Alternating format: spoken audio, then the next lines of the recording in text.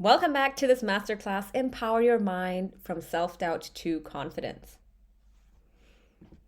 So this part of the masterclass is all about this exercise. So please take out your workbook now and get ready to explore your psychological root causes of your self-doubt and get ready to transform that into more confidence.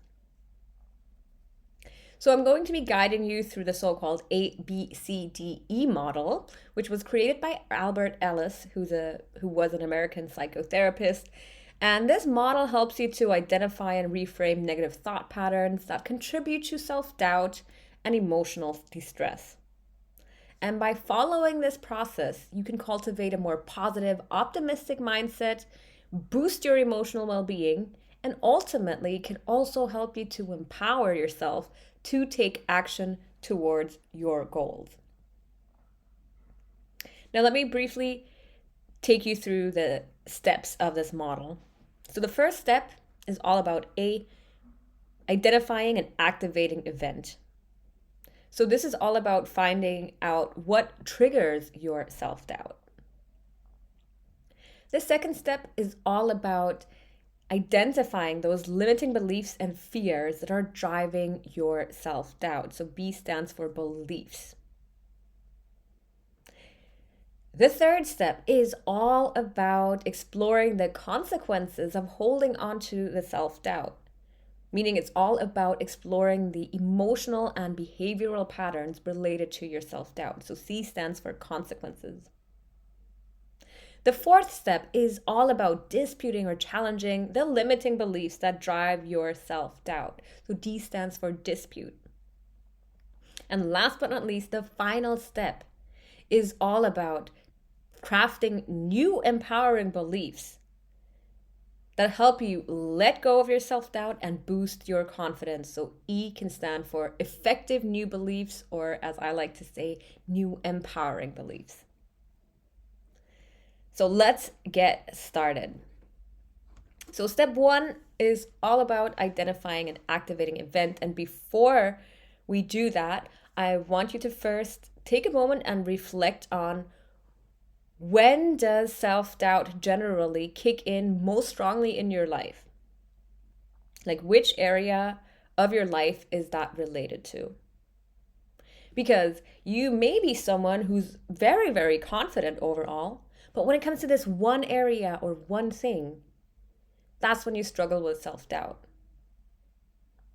right? So it's not the case that some people are always 100, 1000% confident and other people are 100% doubting themselves all the time. Like, there is a scale. So find out for yourself, when does self-doubt get in your way? Here I have a list of examples of life areas that can help you identify the life area that's most relevant to you. So it can be related to your career or work, relationships, whether that's personal, romantic, or professional. Your self-doubt could also kick in social situations primarily, or when it comes to creative pursuits or hobbies, health and fitness, finances, the list goes on.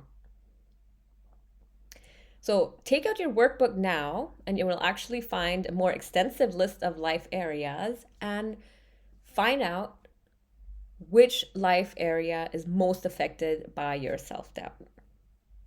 And once you've done that, let's continue with identifying the activative event. So I want you to think about a recent situation that triggered your self-doubt. And this is what we call the activating event.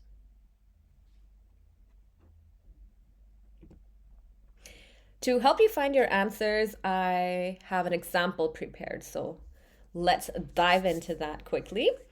So Sarah recently learned that her colleagues who have similar roles and experiences earn significantly more than her. When the opportunity arises for a performance review, Sarah wants to get a raise, but feels anxious about discussing her salary because she doubts that she will get one.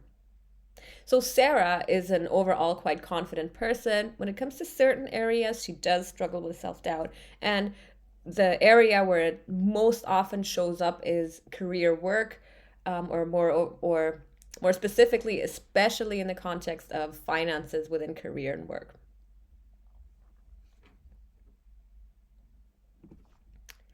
So, if you're done with step 2, it's time to continue with step 2, which is all about identifying these sneaky limiting beliefs and fears that are causing your self doubt. So, here is a list of very common limiting beliefs. So, a very common limiting belief is I'm not something enough. This can be I'm not good enough, I'm not smart enough, I'm not experienced enough, and so on. Also, what's very common is to believe that I don't deserve something or I'm unworthy of something. People also often hold on to a limiting belief in the form of I don't have enough of something, whether it's skills, resources, connections, time. And remember that cognitive distortions are very common for people who have strong self doubt. So remember all or nothing thinking, or in other terms, for instance, black and white reasoning. So when you catch yourself thinking thoughts like, I always fail, or I never succeed, you know that this is a limiting belief and this is a cognitive distortion. As explained earlier, each limiting belief is linked to at least one fear. And here's a list of some of the most common fears. So, fear of success or failure, fear of rejection, fear of judgment, fear of losing something or someone, fear of the unknown. Now, I want to give you a heads up because step 2 is going to be the most challenging step, most likely for you, working through this model, because as we've learned before, right, a lot of your limiting beliefs are hidden in your subconscious mind. So this means you're holding on to beliefs that you're not even aware of at this point. So this is why when you do this exercise, I want to encourage you to look at the list of the examples and see if any of these limiting beliefs that you can find here apply to you if you're holding on to some of them. And on top of that, if you want to continue exploring your beliefs, then ask yourself the question, why am I doubting myself?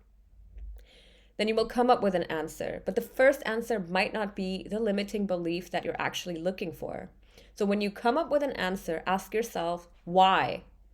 Then come up with the next answer. Then question that again. Ask yourself why over and over again until you feel like you have identified this root cause, this limiting beliefs that is really the driving belief behind your self-doubt.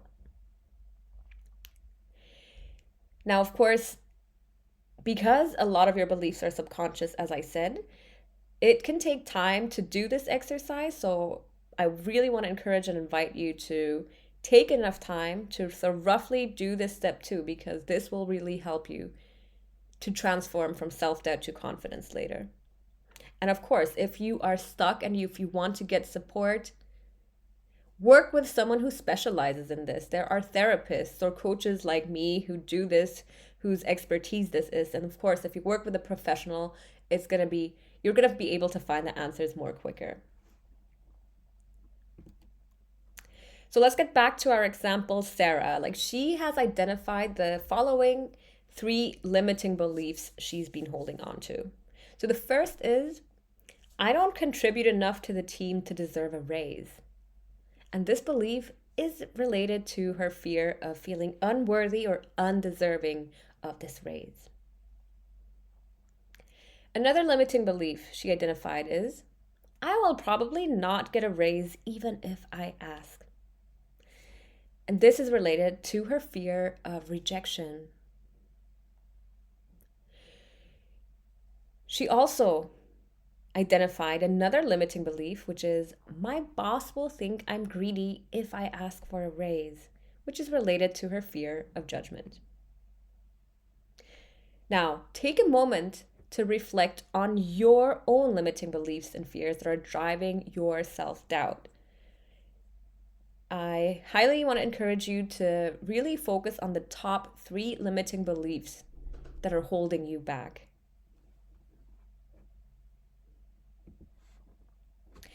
Once you've identified your limiting beliefs and fears, it's time to continue with step 3, which is all about exploring the consequences of holding on to these holding on to self-doubt on an emotional as well as on a behavioral level.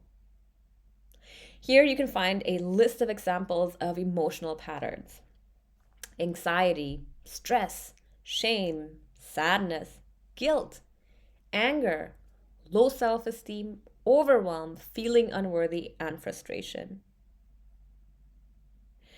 Now, take a moment to reflect on your own emotional patterns related to your self-doubt and write down your answer in the notebook, in the workbook.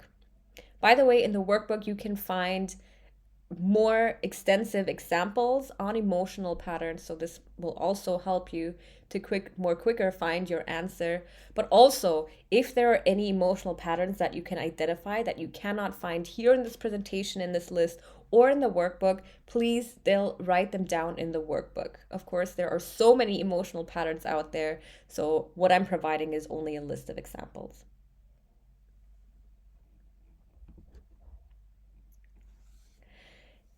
Now, once you've identified the emotional consequences of holding on to your self-doubt, it's time to focus your attention on the behavioral consequences, and these are the self-sabotaging patterns. So here is a list of examples. So common self-sabotaging patterns are procrastinating, avoiding, overthinking, negative self-talk, people-pleasing, withdrawing, overworking, disregarding your own accomplishments, giving up, or over-preparing. Now, take a moment to reflect on your own behavioral consequences and write your answer in the workbook.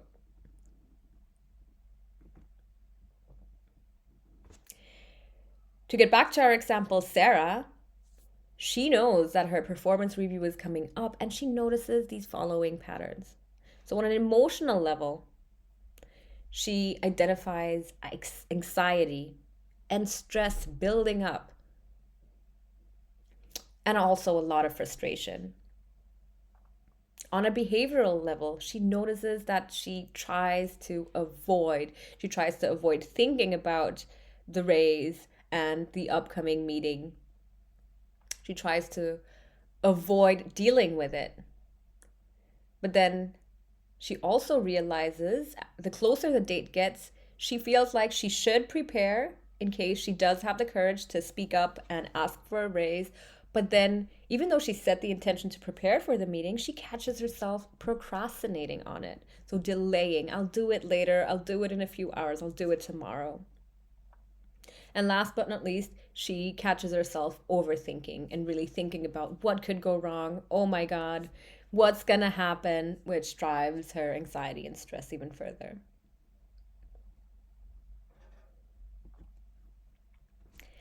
Okay, once you have identified the consequences of holding on to your self-doubt, it is time finally to dispute and challenge those limiting beliefs and fears that have been driving your self-doubt.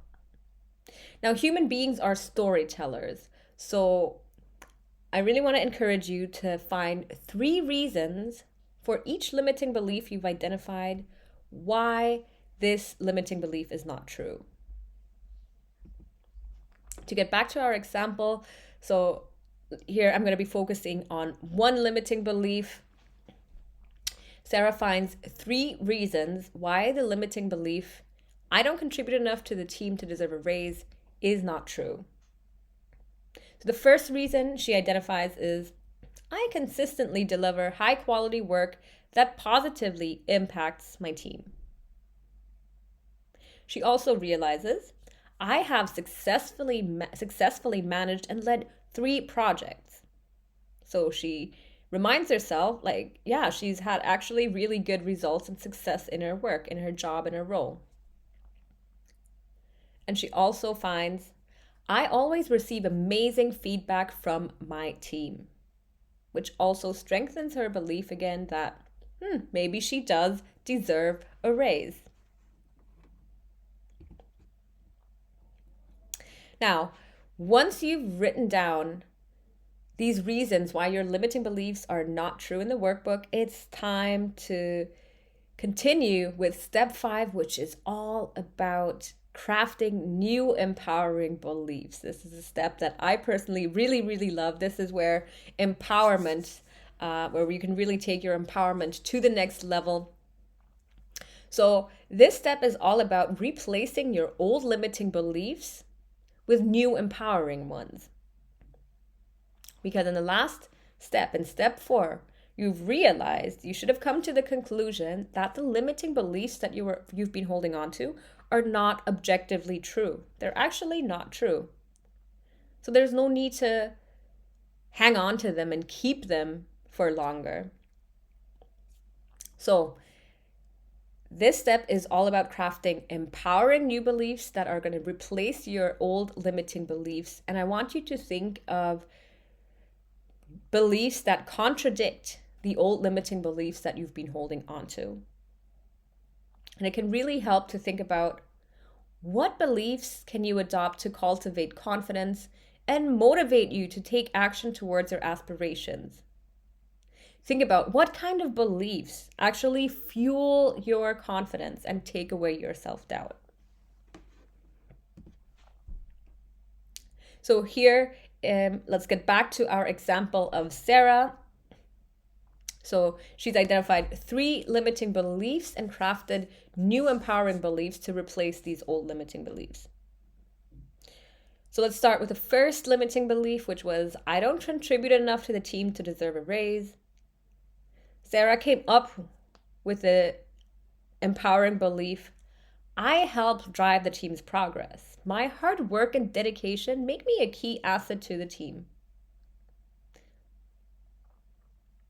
She also disputes her second limiting belief, I will probably not get a raise even if I ask. And the empowering belief that she came up with is, others also asked for a raise and got it, so this means that I can probably also get a raise. So she's looking for evidence here why she can probably get a raise. Her third limiting belief was, my boss will think I'm greedy if I ask for a raise. And upon further reflection, Sarah realizes, my boss didn't judge my colleagues who asked for a raise, so he also won't perceive me as greedy when I ask for a raise. Asking for a raise is not being greedy, it's actually normal. Now, take the time to reflect on how you can transform your limiting beliefs into empowering ones. And again, I want to encourage you to think of oppositional beliefs, like oppositional to the limiting beliefs. Choose beliefs that really boost your confidence, that motivate you.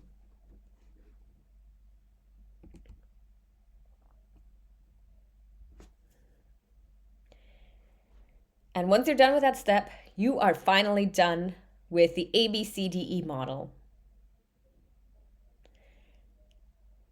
And I want to remind you that every time you challenge your self-doubt, you reclaim your personal power. Now, how can you continue to let go of your self-doubt and continue to boost your confidence even after this masterclass? So 2 things are very essential. And the first is to reprogram your mind. And this is because you've been holding on to your limiting beliefs for a very long time. Like most of the time, we internalize these limiting beliefs by the age of 7, so as a child. So if you've been holding on to a limiting belief for 10, 20, 30, for a very long time, 10, 20, 30 years, or even longer for a long period, of course, you're not going to be able to just not believe in them anymore just because you've crafted new empowering beliefs, right? That's why you need to reprogram your mind until you get to the point where you actually fully own your new empowering beliefs and where you fully believe them and where you embody them. Because just crafting them means that on an analytical, rational level, you probably will understand after the exercise that your limiting beliefs were not true. These are the new empowering beliefs that I want to cultivate, but it will take some time until you fully believe it. And the key in reprogramming your mind is to repeat these new empowering beliefs over and over again as much as you can. And then at one point, you will own them, you will embody them, and you will naturally think of them, of related thoughts first. And there are many ways how you can reprogram your mind. And so, one of the things that you can do is positive affirmations, like write them down daily or speak them out or write them down on sticky notes and put them somewhere in your room where you can see it a lot.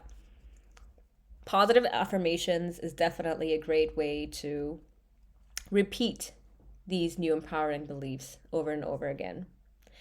Another powerful exercise is journaling.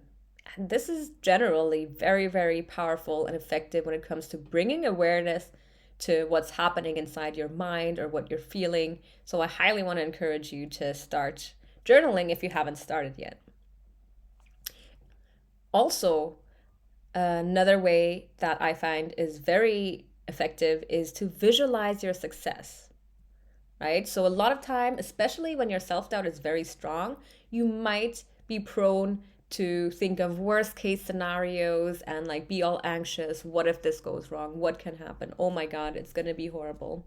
So when that kind of pattern kicks in, intentionally shift from thinking about the worst case scenario to thinking about how amazing it will be when you experience success, when you achieve what you want to.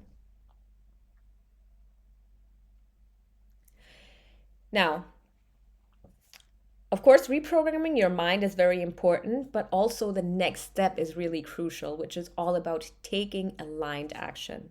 Because remember, we've talked about the 3 steps of transforming self-doubt into confidence.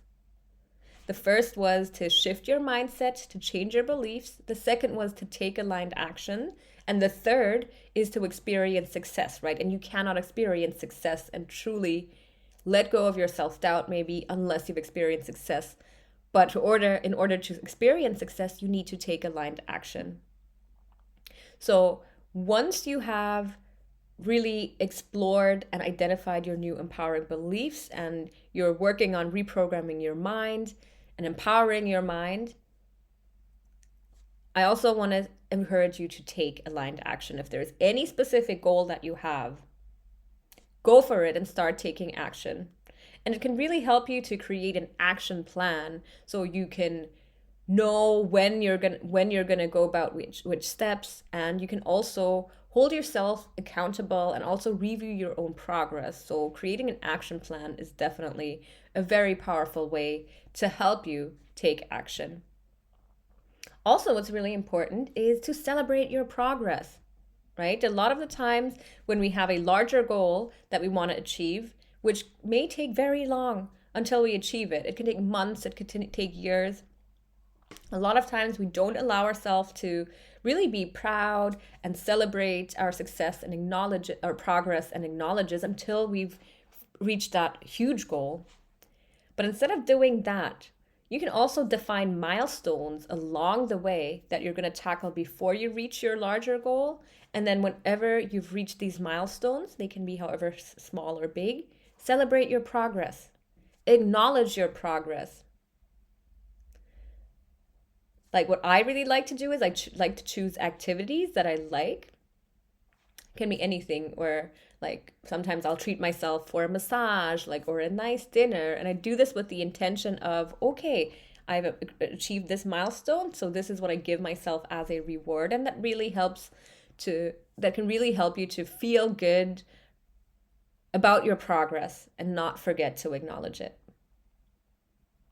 And last but not least, get support when needed. Like if you stay stuck for too long and you feel like the progress is just very limited, get the support that you need. Like you can work with a coach like me who specializes in it, or work with a therapist, work with a mentor, work with whoever is qualified and can help you to get you to where you want.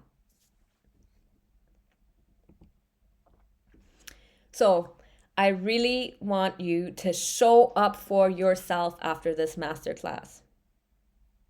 So think about what daily practices will help you reinforce your new empowering beliefs. And whenever self doubt kicks in, what will you do? How will you boost your confidence? What feelings will you tap into when self doubt arises? Are you going to choose to stay in this feeling of, I'm frustrated, I'm not good enough, feeling disappointed, frustrated, overwhelmed? Or are you going to choose to reconnect to your empowering beliefs and choose to feel more positive emotions? And what kind of actions will you take towards your goals? In the workbook, you can actually find journaling questions to help you to create an idea and kind of maybe like a plan even of how you plan how you can go about after this masterclass to continue to let go of your self-doubt and boost your confidence. Now it's time for the wrap up, and let's go through the key takeaways of this masterclass together.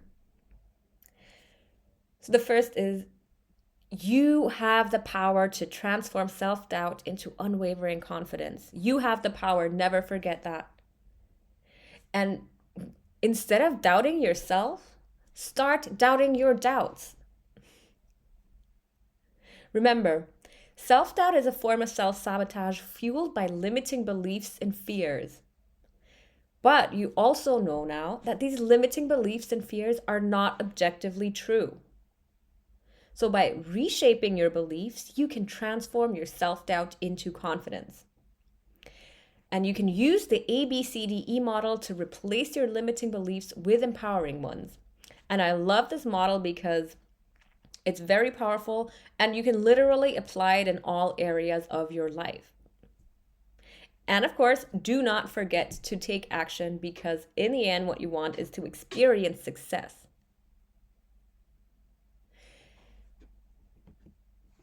And confidence is not the absence of doubt, it's the determination to rise above it. So when you're working on changing your mindset and releasing your self-doubt, and you still don't feel 100% confident about something, take action anyways, and that is true confidence. Go for it anyways.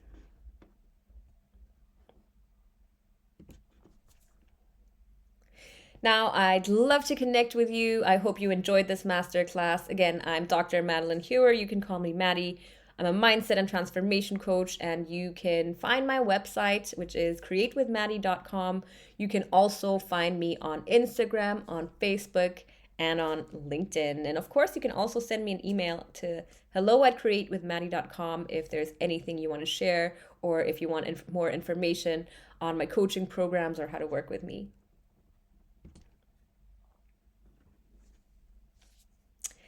So I want to remind you again, confidence is not the absence of doubt. It's the determination to rise above it.